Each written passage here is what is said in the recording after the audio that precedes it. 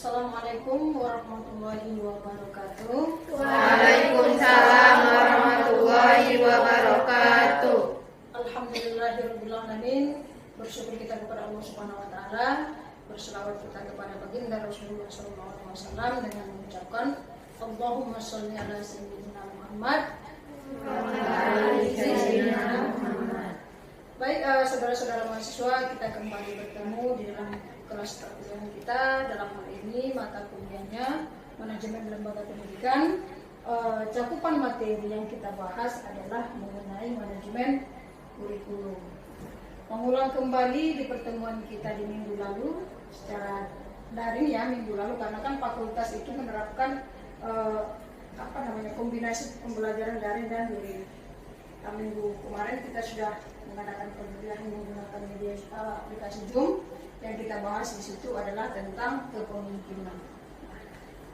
Saudara-saudara sekalian, apa masih ingat apa yang dimaksud dengan kepemimpinan? Ya, silakan Nurjana. Pemimpin atau kepemimpinan adalah seseorang yang dapat mengembangkan tugas dengan bertanggung jawab, atau bisa juga disebut dengan suatu agen perubahan yang mana seseorang itu dapat memberikan motivasi atau mempengaruhi orang lain agar terciptanya perubahan yang dipimpinnya. Ya, baik, terima kasih. Ya, kepemimpinan itu memang seseorang yang memiliki ahliat ataupun keterampilan untuk mempengaruhi orang lain di dalam hal mau bekerja sama dengan kita, misalkan untuk mencapai tujuan yang akan kita capai. Baik. Di minggu kemarin juga kita sudah membahas tentang tipe-tipe kepemimpinan. Ya, ada yang paham nggak atau masih ingat apa sih kemarin yang kita bahas tentang tipe-tipe kepemimpinan itu? Ya, silakan Ija. Tipe-tipe kepemimpinan ada tipe karismatik, tipe otoriter, tipe demokratis, tipe delegatif, tipe transformasional, tipe visioner, tipe liberal, tipe pembinaan, tipe situasional, tipe transaksional, dan tipe kepemimpinan tim. Iya. Ada tipe minggu lalu kita semua tipe-tipe kepemimpinan itu ya, tadi rangkum kembali bahwa tipe-tipe kepemimpinan itu seorang kepala sekolah itu ataupun sekolah madrasah itu harus memiliki sifat ataupun gaya ataupun model kepemimpinan. Yang pertama tipe kepemimpinan itu otoriter, yang kedua karismatik, yang ketiga ada di tipe kepemimpinan demokrasi, laicus dan lain-lain sebagainya. Nah, pertemuan ini kita memasuki tentang materi manajemen kurikulum. Sebagai seorang kepala madrasah ataupun kepala sekolah, kurikulum termasuk salah satu aspek di dalam manajemen lembaga pendidikan. Jadi inilah yang kita kelola, kurikulum itu. Bagaimana memfungsikan fungsi-fungsi manajemen terhadap kurikulum ini. Di mana fungsi-fungsi manajemen yang pertama ada planning, ada organizing, ada actuating, dan ada controlling. Nah, bagaimana memfungsikan fungsi manajemen itu di dalam ini akan kita kupas di pertemuan hari ini.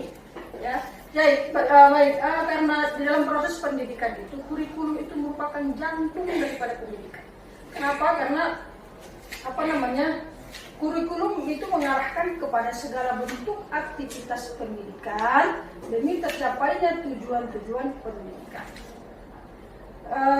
Di Indonesia sendiri semenjak kita merdeka itu sampai dengan saat ini tahun 2022 kita sudah mengalami 11 kali perubahan kurikulum. Nah, di mana mungkin saudara-saudara pada tahun 1945 hingga sekarang ini 2022 kita sudah mengalami 11 kali perubahan kurikulum. Di K13 sendiri, di kurikulum 2013 sendiri pun kita sudah mengalami edisi-revisi pada tahun 2015. Artinya, mengapa sih sebenarnya kurikulum itu sangat penting dan kenapa selalu berubah-ubah kurikulum kita? Dan kesiapan apa atau fungsi dan peran apa yang diperlukan ataupun yang akan dilakukan oleh kepala sekolah ataupun madrasah di dalam mengelola kurikulum. Baik. Sebelum masuk di situ kita lihat dulu apa sih definisi kurikulum. Ya, sebagaimana yang ada di slide itu. Jadi kalau kita lihat kata dasar Kurikulum itu berasal dari bahasa Latin, yang berarti konsep dasar kurikulum. Kurikulum itu asal katanya itu adalah berasal dari bahasa Yunani ataupun bahasa Latin, yang artinya asal katanya itu adalah kurir. Yang pengertian kurikulum sendiri adalah berlari, dan kurere ataupun tempat berpacu, ya. Kurikulum ini asalnya sebenarnya sejarahnya itu berasal dari dunia olahraga. Dunia olahraga dalam dari jenis olahraganya itu adalah jenis lari. Jadi makanya didefinisikan adalah kurikulum itu merupakan suatu jarak yang harus ditempuh oleh seseorang pelari dari garis start sampai dengan finish untuk memperoleh medali ataupun penghargaan. Nah, coba kita analogikan atau kita samakan dengan orang mau menang lomba lari itu kan dimulai dari start sampai dengan tujuannya. Ya, mendapatkan hasil untuk menang, untuk mendapatkan medali ataupun penghargaan. Nah, kemudian kurikulum ini diadopsilah ke dunia pendidikan yang kita orang awam mengartikan sebagai kurikulum itu adalah sekumpulan nama-nama mata pelajaran yang harus dilalui ataupun ditempuh oleh peserta didik, dimulai dari dia masuk sekolah itu sampai dia dengan tamat. Tujuannya apa? Untuk mendapatkan ijazah. Itu secara awamnya atau umumnya yang didefinisikan orang kurikulum itu apa. Nah, kita lihat lagi kembali. Kemudian di dalam Undang-Undang Nomor 20 Tahun 2003, di mana semua tentang sistem pendidikan nasional kita di situ diatur, menyebutkan bahwa kurikulum itu merupakan seperangkat rencana dan pengaturan mengenai tentang ada itu tujuan, isi, bahan pelajaran yang digunakan sebagai metode pedoman penyelenggaraan kegiatan pembelajaran untuk mencapai tujuan tertentu. Nah, jadi karena kurikulum ini merupakan salah satu hal yang sangat mendasar di dalam lembaga pendidikan perlu di manajemen, dikelola dengan baik. Nah, fungsikannya misalkan, terkait dengan kalau manajemen itu kan sebagaimana sudah di pengantar pertama Ibu sampaikan ini ya, untuk mengulang kembali, manajemen merupakan serangkaian kegiatan merencanakan, mengorganisasikan, menggerakkan, mengendalikan dan mengembangkan terhadap segala upaya dalam mengatur dan mendayagunakan sumber daya manusia ataupun sumber daya organisasi lainnya secara efektif dan efisien untuk mencapai tujuan organisasi yang telah ditetapkan. Itulah arti daripada manajemen, memfungsikan, mendayagunakan fungsi-fungsi organisasi. Nah, jadi kalau kita simpulkan manajemen kurikulum itu apa gitu ya. Jadi manajemen kurikulum ini berkenaan dengan bagaimana kurikulum itu dikelola, bagaimana kurikulum itu dirancang, bagaimana pelaksanaannya, bagaimana bentuk evaluasinya, siapa yang melakukannya, kapan dilakukan, ruang lingkupnya bagaimana gitu. Kemudian distribusinya, pengorganisasian kurikulum itu seperti apa, pembagian jam kerja, jam mengajarnya, pembagian jam mengajar kepada guru itu gimana distribusinya, kemudian bentuk evaluasinya juga bagaimana gitu. Jadi evaluasi ini juga sangat penting. Kenapa ujungnya, akhirnya itu evaluasi. Fungsi daripada evaluasi ataupun kontrol itu adalah sebenarnya untuk melihat ataupun mengukur apakah planning atau perencanaan yang sudah kita susun itu sesuai dengan apa yang kita laksanakan selama ini. Nah, itulah fungsi evaluasi itu sebenarnya. Ya. Nah, kemudian kita lihat komponen kurikulum itu ada 4. Ya, komponen kurikulum itu ada 4. Yang pertama ada tujuan, yang kedua ada isi, dan yang ketiga ada metode, dan yang keempat adalah evaluasi. Dalam tujuan pembelajaran itu juga tercantum tujuan itu kan kalau kita lihat di dalam proses pendidikan ada tujuan yang bersifat nasional, itulah tujuan pendidikan ya untuk mencerdaskan kehidupan bangsa. Ada yang tujuan pendidikan itu bersifat regional, ada.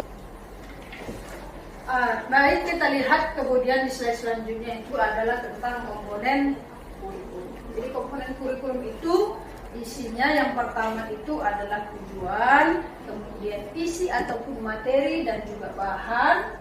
Yang ketiga itu adalah metode, dan yang keempat itu adalah evaluasi. Nah, di tujuan ini, di kurikulum itu, tujuan itu sebenarnya ada yang bersifat umum, yaitu misalkan tujuan itu tujuan nasional, tujuan pendidikan nasional apa yang harus dicapai. Kemudian juga ada dia tujuan yang bersifat khusus, misalkan dia tingkatannya di regional, misalkan di Sumatera ini. Kalau dia jenjang pendidikannya itu adalah madrasah, tujuan pendidikan secara Kemenak itu apa sih tujuannya. Kemudian ada dia tujuan sekolah. Sekolah kita ini apa yang mau dihasilkan, tujuannya apa yang mau dicapai. Kemudian juga tujuan yang terakhir itu adalah tujuan ataupun materi. Hanya kan di dalam RPP itu kan ada tujuan pembelajaran, ya kan? Nah, inilah yang merangkum di situ semua di dalam RPP, di dalam kurikulum itu yang berisi tentang tujuan, ya. Nah, kemudian di komponen yang kedua itu yang berisi tentang itu isi. Nah, isi ini berkaitan dengan materi ataupun nama-nama mata pelajaran. Apa-apa saja kalau di tingkat madrasah biasanya nama mata pelajarannya? Matematika, ya betul. Kemudian bahasa Indonesia, ya. Bahasa Inggris, betul. Kemudian SKI, sejarah kebudayaan Islam. Kemudian Akidah, ya. Kemudian Penjas, seni dan budaya. Nah, itu dia yang berkaitan dengan isi. Kemudian juga ada namanya metode pembelajaran. Ada yang paham apa yang pengertian metode itu? Cara ataupun prosesnya. Yang lain selain sejarah, ada yang bisa menyampaikan apa metode itu? Langkah-langkah. Yang lain? Ya, metode itu merupakan cara yang dilakukan oleh guru untuk menyampaikan materi pembelajaran dengan tujuan agar peserta didik memahaminya dengan mudah. Yang empat inilah yang menjadi komponen-komponen kurikulum. Kemudian kita masuk ke slide selanjutnya adalah tentang landasan pengembangan kurikulum. Tadi kan sudah Ibu sampaikan di awal-awal bahwa kita ini sudah mengalami 11 kali perubahan kurikulum. Dan setiap perubahan yang terjadi itu, landasan pengembangan kurikulum yang terjadi itu ada landasannya. Yang pertama itu adalah landasan filosofis. Ini dilihat dulu, diuji dulu tim baik buruknya, gimana tingkatannya. Karena kan filsafat itu diartikan sebagai bapaknya ilmu pengetahuan. Jadi landasan filosofisnya itulah dilihat, dikaji secara mendalam bagaimana keunggulan-keunggulannya dan baiknya ataupun buruknya. Sehingga memang ketika kurikulum itu berubah, tidak langsung terus berubah kurikulum 13 berubah, tahun 2013 berubah, nggak seperti itu. Diuji dulu, diteliti dulu, dilihat dulu apa yang menjadi kebutuhan masyarakat. Kemudian apa perkembangan apa yang terjadi di saat ini, misalkan perkembangan ilmu pengetahuan dan teknologi yang terjadi, kemudian kebutuhan dunia industri, itu semua lah yang harus dikaji terlebih dahulu dalam hal ketika mau mengubah ataupun mengganti kurikulum. Yang kedua adalah landasan psikologis. Kemudian, intinya sama kalian sebagai kepala sekolah, apa peran kepala sekolah di dalam pengelolaan kurikulum? Tetap masuk ke yang 4 itu. Perencanaan, pengorganisasian, pelaksanaan, dan pengendalian ataupun pengawasan. Ya, itulah tugasnya. Itu pasti kita tulis kita kepala sekolah. Ya kan? Nah, jadi kita lihat, kita kupas satu persatu. Kalau tadi perannya adalah tahapan pengelolaan kurikulum itu perencanaan. Apa yang harus direncanakan? Ini dia. Perencanaannya. Yang pertama itu adalah analisis mata pelajaran. Kemudian kita kepala sekolah harus menyusun kalender pendidikan. Nah, kemudian menyusun program tahunan, program semester, kemudian program satuan pembelajaran, dan juga menyusun rencana pelaksanaan pembelajaran. Inilah yang harus kita rencanakan sebenarnya. Kapan pembelajaran itu dimulai, kapan ujian pelaksanaan ujian tengah semester, kapan ujian akhir semester, kapan pembagian raport, kapan dilaksanakan libur. Ya itulah hal-hal pertama yang harus kita lakukan ya. Nah, kemudian di bagian pengorganisasian dan koordinasi itu berkaitan dengan distribusi jam pelajaran. Nah, sudah dapat ini kurikulum, jadi bagaimana mendistribusikan, menyesuaikan ini, membuat mendistribusikan jam pelajarannya sesuai dengan capaian pembelajaran, sesuai dengan standar kompetensi yang akan dicapai. Nah, kemudian langkah yang kedua itu adalah penyusunan jadwal mata pelajaran. Nah, artinya kita kepala sekolah diberikan pemerintah wewenang untuk mengelola lembaga pendidikan kita, itu termasuklah mengelola kurikulum yang terjadi. Artinya sudah diberikan pemerintah ini kurikulumnya mulai dari pendidikan kewarganegaraan, kemudian sampai mata pelajaran bahasa Indonesia, kemudian sampai akhir dan yang terakhir itu adalah seni dan budaya, ada juga TIK di situ kan, ada penjaskes. Nah, kalau misalkan itu boleh, itulah yang akan kita terapkan. Tapi kan kita mempunyai ciri khas tersendiri, boleh nggak ditambah sebagai kepala sekolah? Boleh. Apa yang menjadi ciri khasnya? Apa yang menjadi visi kita? Mencetak generasi yang berakhlakul karimah. Misalkan mau dimasukkan karena masih ada jam yang kira-kira itu memang mencukupi, dimasukkanlah satu mata pelajaran, misalkan pendidikan nilai dan karakter. Boleh itu dilakukan, boleh. Itulah bentuk pengayaan juga. Artinya memang pemerintah juga sudah memberikan kepada kita kebebasan, apalagi dengan adanya sekarang kegiatan Merdeka Belajar. Nah, Merdeka Belajar ini yang saat ini dirasakan oleh kepala-kepala sekolah itu adalah pemerintah kegiatan yang pertama itu adalah dengan penghapusan ujian nasional. Jadi penilaiannya itu adalah lebih ke penilaian sekolah. Nggak ada lagi ujian nasional sekarang, kan dihapus, dimulai dengan dimulai dengan tahun yang lalu ya. Tahun ini tahun yang lalu. Tahun yang lalu sudah tidak ada lagi UN. Tahun ini masih ada. Masih ada. Kemudian apa lagi kegiatannya sekarang dengan yang terakhir itu adalah penghapusan jurusan IPA, IPS, dan juga bahasa itu yang dihapuskan. Nah, artinya apa? Bentuk daripada Merdeka Belajar itu memberikan kesempatan, kebebasan kepada peserta didik untuk mengeksplor potensinya. Itu dia. Jadi artinya tidak hanya, kalau selama ini kan jurusan IPA itu hanya paham tentang ilmu keipaan saja, ilmu eksakta saja, dan orang IPS pahamnya tentang ilmu sosial, ilmu ekonomi. Tapi sekarang itu dihapuskan, diekspor potensi peserta. Dan juga Merdeka Belajar ini memberikan kebebasan kepada guru untuk guru itu lebih dihargai dengan cara penghapusan ujian nasional itu. Itu juga bentuk pemerintah untuk mengembalikan marwah guru. Terkadang saat ini bisa kita lihat, dulunya dengan adanya UN itu banyak anak-anak yang sepele terhadap gurunya. Kalau sekarang enggak, bagus kamu ujian, bagus tingkah laku, aspek politikmu bagus, aspek afektifmu bagus, aspek keterampilanmu bagus, sosialmu bagus, lulus, ya kan? Kemudian kita lanjut juga ada yang namanya kegiatan jadwal penyusunan jadwal ekstrakurikuler, dan yang terakhir itu di pengorganisasian dan koordinasi adalah jadwal pembukaan. Ini kita masuk ini terkait dengan pelaksanaan dan distribusi pelaksanaan. Hal yang terpenting, ya, makanya Ibu buat di sini, tugas utama kepala sekolah itu adalah melakukan supervisi. Supervisi itu bisa kita ambil definisinya sebagai bentuk pengawasan, bentuk juga pengendalian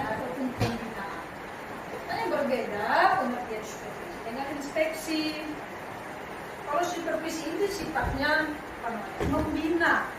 Misalkan sudah didistribusikan mata pelajaran sesuai dengan jam dan kelasnya, ya. Misalkan kepala sekolahnya adalah si Becky Pantoni, sudah disebarkan ini, dan ternyata si Nurjannah Barus sebagai guru. Jadi kita kepala si Becky itu harus melakukan supervisi kepada si Nurjannah untuk melihat apakah RPP atau apakah materi yang diajarkan si Nurjannah sesuai dengan RPP yang disusun oleh si Nurjannah. Itu tugas kita supervisi juga. Kemudian apakah di dalam proses pengajaran itu, di dalam proses kelas itu, si Nurjannah menggunakan metode pembelajaran tidak, menggunakan strategi pembelajaran tidak, menggunakan media pembelajaran enggak. Itu kita kepala sekolah harus melakukan supervisi. Makanya ketika jadwal itu sudah diberikan, ya udah dilepas gitu aja, nggak dimonitoring, nggak dilakukan supervisi. Jadi akhirnya nggak ketahuan apakah si oknum guru itu melakukan tugasnya itu sesuai dengan RPP-nya. Kadang-kadang kan ada juga guru yang dia apa yang tertuang di dalam RPP itulah yang dia ceritakan, ya kan? Apa yang sudah topik pembahasan hari ini melebar kemana-mana. Itulah tugas kita sebagai seorang kepala sekolah. Baik, selanjutnya di sini dia pengendalian, maksudnya ini adalah pengawasan, fungsi yang terakhir di dalam manajemen.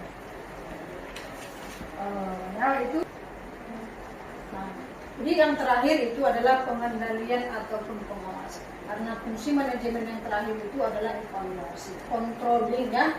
Jadi di sini di pengendalian itu adalah kepala sekolah mengingatkan guru tentang tujuan evaluasi demi ketercapaian tujuan pembelajaran dan mengetahui kesulitan yang dialami oleh siswa dalam melalui proses pembelajaran itu, ya kan? Mencapai mutu pendidikan itu yang kita kenal dengan istilah total quality management itu adalah kita kepala sekolah ataupun kepala madrasah harus merujuk kepada ataupun menyesuaikan segala sesuatu kegiatan-kegiatan ataupun program-program yang ada di sekolah itu sesuai dengan kebutuhan peserta didik. Makanya kita menjadikan peserta didik itu sebagai konsumen ataupun pelanggan pendidikan. Apa yang dibutuhkan oleh peserta didik? Saat ini apa yang menjadi tuntutan mereka? Itu makanya ketika menyusun kurikulum, visi misi nantinya juga kita harus membutuhkan masukan dari peserta didik. Baik, sampai saat ini ada pertanyaan? Ada, Bu? Ya, silakan. Apa yang melatar belakangi Indonesia mengalami perubahan kurikulum? Seperti apa yang melatar belakangi Indonesia ini mengalami perubahan kurikulum? Ya. Seperti yang sudah Ibu sampaikan bahwa pendidikan kita itu bersifat dinamis, harus berubah. Kurikulum termasuklah kurikulum di dalamnya juga harus berubah, harus mengalami perubahan, harus mengalami perbaikan. Perubahan yang terjadi itu adalah tujuannya adalah lebih kepada perbaikan. Alasan yang pertama itu adalah kenapa kita Indonesia ini sering gonta-ganti kurikulum sampai 11 kali, ya kan? Yang pertama itu adalah berkembangnya ilmu pengetahuan dan teknologi. Misalkan di KTSP itu pendekatan pembelajarannya itu kan berpusat kepada siswa. Di K13 itu di KTSP itu pendekatan pembelajarannya berpusat kepada guru. Di K13 berpusat kepada siswa. Itulah untuk mengasuh situ. Kenapa? Karena tuntutannya sekarang dibutuhkan oleh dunia industri itu. Apalagi tuntutan di MBKM ini yang dibutuhkan itu adalah potensi, kemampuan berpikir, kemampuan kreatif, kolaborasi dan komunikasi peserta didik.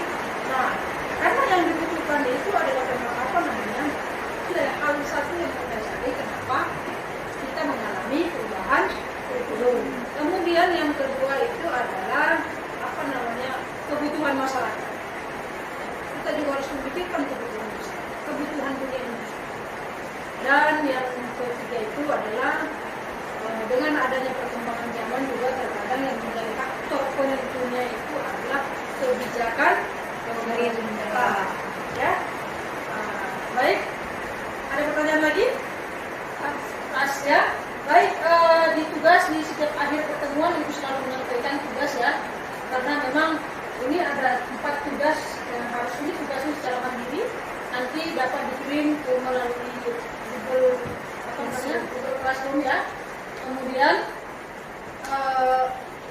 pertemuan kita selanjutnya nanti akan kita bahas itu berkaitan dengan manajemen tenaga pendidik dan kependidikan. Baik, jika tidak ada lagi hal yang perlu kita diskusikan, kita cukupkan pertemuan kita di siang hari ini dengan mengucapkan Alhamdulillahirobbilalamin. Assalamualaikum warahmatullahi wabarakatuh.